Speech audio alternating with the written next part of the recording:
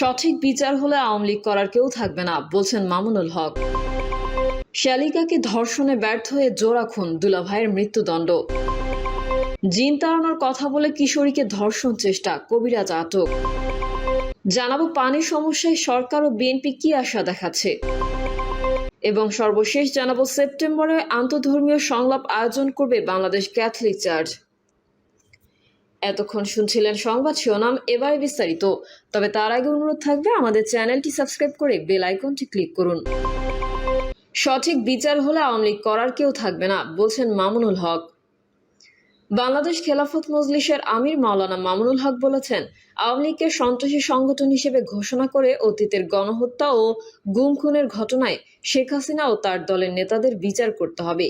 বিচার শেষে যদি আওয়ামী লীগের কোনো নেতা বেঁচে থাকে তবেই তাদের রাজনীতির সুযোগ দেওয়া যেতে পারে। তবে বিশ্বাস করি সঠিক বিচার হলে আওয়ামী লীগ পরিচালনার মতো কেউ অবশিষ্ট থাকবে না। মামুনুল হক বলেন, 1972 সালে বাকশাল প্রতিষ্ঠার মাধ্যমে শেখ মুজিব দেশের জনগণের ইচ্ছা ও অধিকারকে পদদলিত করেছিলেন। তার আমলে ভারতীয় ধর্মীয় মতবাদ আমদানি করে বাংলাদেশকে ভারতের শৃঙ্খলে বন্দী করা হয়। কিন্তু 24-এর গণঅভ্যুত্থানের পর বাংলাদেশে ভারতের আধিপত্য আর কখনো প্রতিষ্ঠিত হবে না। শালিকাকে ধর্ষণে ব্যর্থ হয়ে জোড়া খুন, দুলাভাইয়ের মৃত্যুদণ্ড। শালিকাকে ধর্ষণে ব্যর্থ হয়ে নারীকে জখম ও 2 শিশুকে হত্যার দায়ে আসামি দুলাভাই ইলিয়াসকে মৃত্যুদণ্ড ও 1 লাখ টাকা অর্থদণ্ড করেছেন বরগুনা নারী ও শিশু নির্যাতন দমন ট্রাইব্যুনাল। জানা যায়, 2023 সালের 4 আগস্ট বৃহস্পতিবার রাতে ইলিয়াস পাহলান নামের একজন নিজ শালিকাকে ধর্ষণ করার চেষ্টা করেন। ধর্ষণ করতে বাধা দিলে শালিকাকেও ধারালো অস্ত্র দিয়ে কুপিয়ে জখম করেন তিনি। এ সময় ঘরে থাকা রিগানের 3 বছরের শিশুকে কুপিয়ে হত্যা করে। একই সঙ্গে 13 বছরের শিশুকেও কুপিয়ে হত্যা করেন। এ বিষয়ে রাষ্ট্রপক্ষে বিশেষ পিপি রঞ্জুয়ারা শিপু বলেন, এই যুগান্তকারী রায়ে বাদী ও রাষ্ট্র সন্তুষ্ট। আসামির আইনজীবী না থাকায় আদালত আইনজীবী এম মুজিবুল হক কিসলুকে ইলিয়াসের পক্ষে মামলা পরিচালনার জন্য নিয়োগ দেন। আমি সাধ্যমতো মামলা পরিচালনার চেষ্টা করেছি। আসামি জেল কোড অনুযায়ী হাইকোর্টে আপিল করতে পারবেন। জিন তাড়ানোর কথা বলে কিশোরীকে ধর্ষণ চেষ্টা, কবিরাজ আটক। দিনাজপুরের বিরামপুরে জিন তাড়ানোর কথা বলে এক ক্ষুদ্র নিগোষ্ঠী কিশোরীকে ধর্ষণ চেষ্টার অভিযোগ উঠেছে সুজন ইসলাম নামের এক কবিরাজের বিরুদ্ধে। এ ঘটনায় ওই কবিরাজকে আটক করে পুলিশে দিয়েছে এলাকাবাসী। এলাকাবাসীর সূত্রে জানা গেছে, রোববার বিকেলে মসজিদের দানের টাকা উঠাতে যান সুজন ইসলাম। সেখানে ক্ষুদ্র নিগোষ্ঠী নারীর বাড়ি যান। এ সময় ওই বাড়ির কোনো পুরুষ না থাকার সুযোগে কথার ফাঁকে বাড়িতে জিনের আছর আছে বলে ভয় দেখান। এক পর্যায়ে জিন তাড়ানোর কথা বলে ওই কিশোরীকে মাকে বাড়ির আঙিনায় বসিয়ে কিশোরীকে ঘরে নিয়ে ধর্ষণ চেষ্টা চালান। এ সময় মেয়েটি চিৎকার করলে এলাকাবাসী এসে তাকে উদ্ধার করে। পরে ওই ব্যক্তিকে আটক করে গণধোলাই দিয়ে পুলিশে খবর দেয়। পরে পুলিশ গিয়ে থানায় নিয়ে যায়। বিরামপুর থানার ভারপ্রাপ্ত কর্মকর্তা মমতাজুল হক জানান, উপজেলার পল্লীতে এক কিশোরীকে ধর্ষণের অভিযোগে সুজন ইসলামকে আটক করা হয়েছে।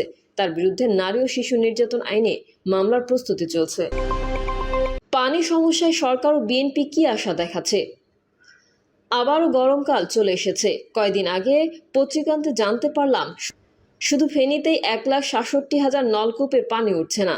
যদি ঠিকমতো খবর নেওয়া হয়, সারা দেশে এমন করুণ বাস্তবতা পাওয়ার কথা। পানি নিয়ে আমাদের 2টি সমস্যা। প্রথমত, গরমকালে আমরা পানি একেবারেই পাচ্ছি না। আবার বর্ষায় অতিরিক্ত পানি আমাদের বন্যায় ভাসিয়ে দিচ্ছে। এটা ঠিক, জলবায়ু পরিবর্তনের কারণে বিশ্বের সবচেয়ে বেশি ভুক্তভোগী দেশগুলোর একটি বাংলাদেশ। সঙ্গে আছে পাশের দেশ ভারতের নজিরবিহীন অসহযোগিতা। আর আমাদের নিজেদের গাফলতি তো আছেই। এভাবে যদি দেশ চলতে থাকে তাহলে বন্যা বা খরার জন্য এ দেশ কখনোই দাঁড়াতে পারবে না।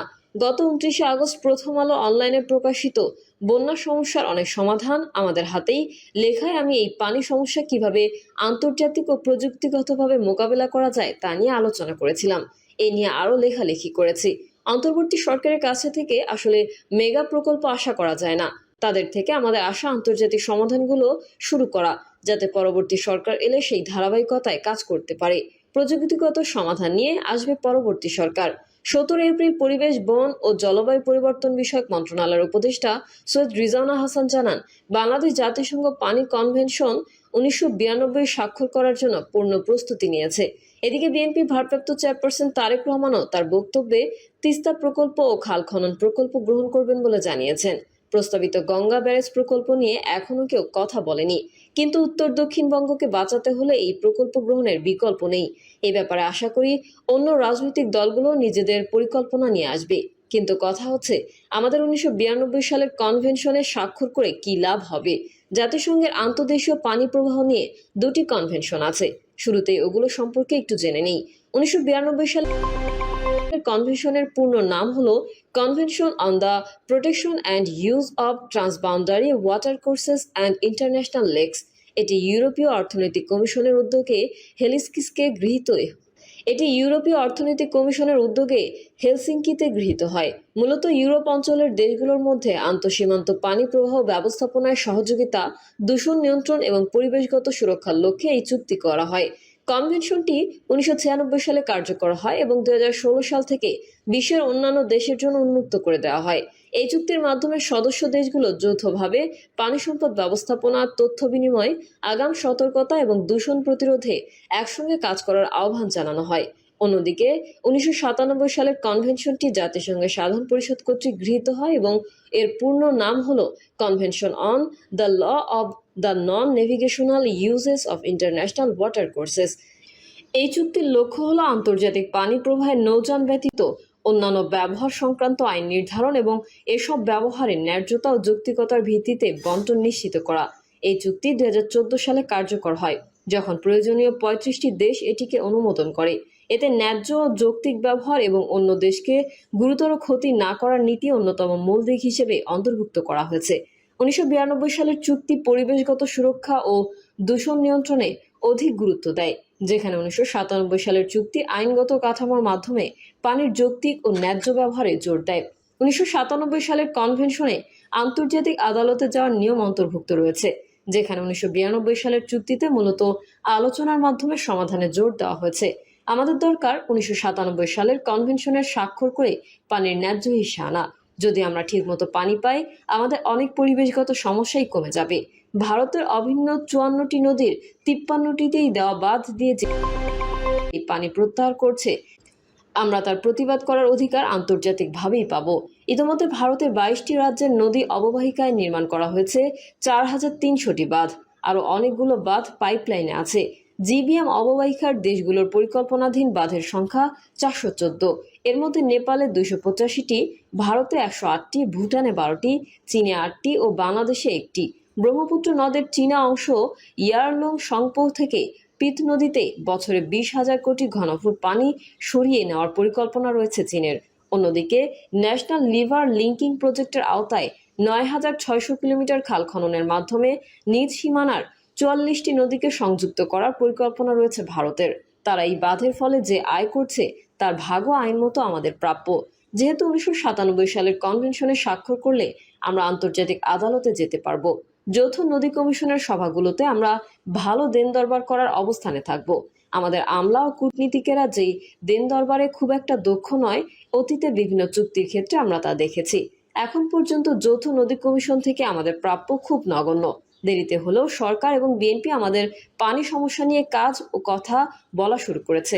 তারা যত এটা নিয়ে কথা বলবে, তত আমরা সমাধানের কাছে পৌঁছাতে পারবো। অন্য রাজনৈতিক দলও এগিয়ে আসবে আশা করি। আমাদের সুপেয় পানির প্রাপ্তি কম আসছে। অন্যের দয়ার উপর নির্ভর না করে পানির ব্যবস্থা আমাদের নিজেদেরকেই করতে হবে। সেই সামর্থ্য আমাদের আছে, শুধু দরকার সঠিক পরিকল্পনা এবং আমলাতন্ত্র ভেঙে দ্রুত বাস্তবায়ন। প্রিয় দর্শক, এই ছিল এখনকার সর্বশেষ সংবাদ। আপডেট সংবাদ পেতে চ্যানেলটি সাবস্ক্রাইব করে বেল আইকনটি ক্লিক করুন। কমেন্টে আপনার মতামত জানিয়ে আমাদের সাথেই থাকুন। ধন্যবাদ সবাইকে। আল্লাহ হাফেজ।